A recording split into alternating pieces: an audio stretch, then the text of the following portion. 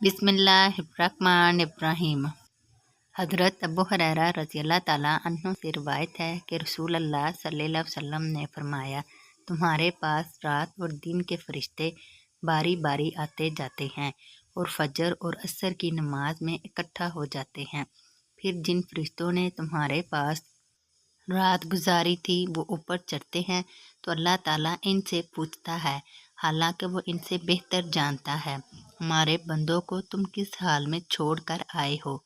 वो अर्ज करते हैं, हमने इन्हें नमाज की हालत में छोड़ा है और हम इनके पास आए थे तो भी वो नमाज ही में मसरूफ़ थे। वजाहत है, इससे मुराद वो फरिश्ते हैं जो लोगों के अमाल लिखते हैं और जिन्हें किरामन कातिबीन कहा जाता है। अल्लाह ताला को हर चीज़ का इल्म है। वो फरिश्तों से अपने बंदों की बाबत इसलिए पूछता है ताकि फरिश्तों पर भी अहले ईमान का फजल व शर्फ वाज़िह हो जाए। हज़रत अबू हुरैरा रज़ियल्लाहु ताला अन्हु से रिवायत है कि रसूल अल्लाह सल्लल्लाहु अलैहि वसल्लम ने फरमाया, जमात की नमाज तुम्हारी तन्हा नमाज से 25 गुना फजीलत रखती है।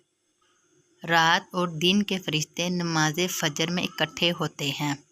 वजाहत, इस हदीस में 25 गुना का जिक्र है और सहीहीन की एक रवायत में 27 गुना वारिद है।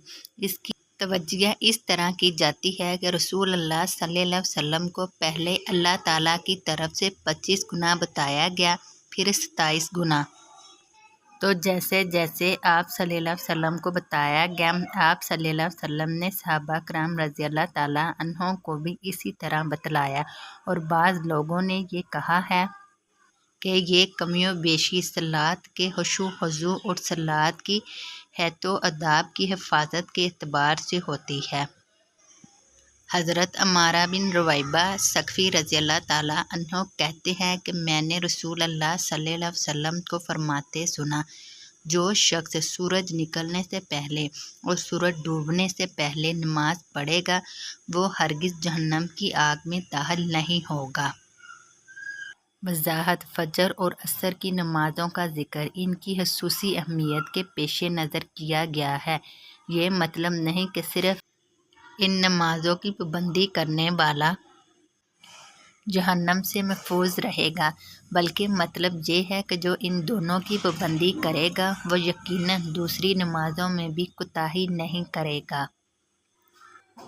हज़रत अस्मा बिनते अम्मैस हस्सामिया रज़ियल्लाहु ताला अन्हा फरमाती हैं कि रसूल अल्लाह सल्लल्लाहु अलैहि वसल्लम ने इरशाद फरमाया, वो बंदा किस कदर बुरा है जो अपने आप को बड़ा समझता है और तकब्बुर करता है और कबीरों मतवाल अल्लाह ताला को भूल जाता है।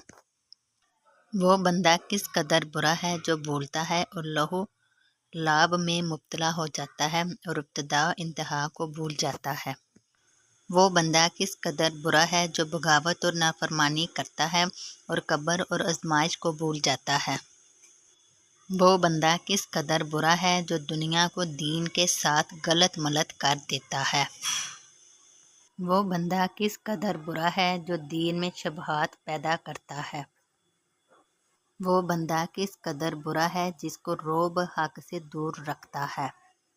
वो बंदा किस कदर बुरा है जिसकी ख्वाहिशात इसको गुमराह किए रखती हैं।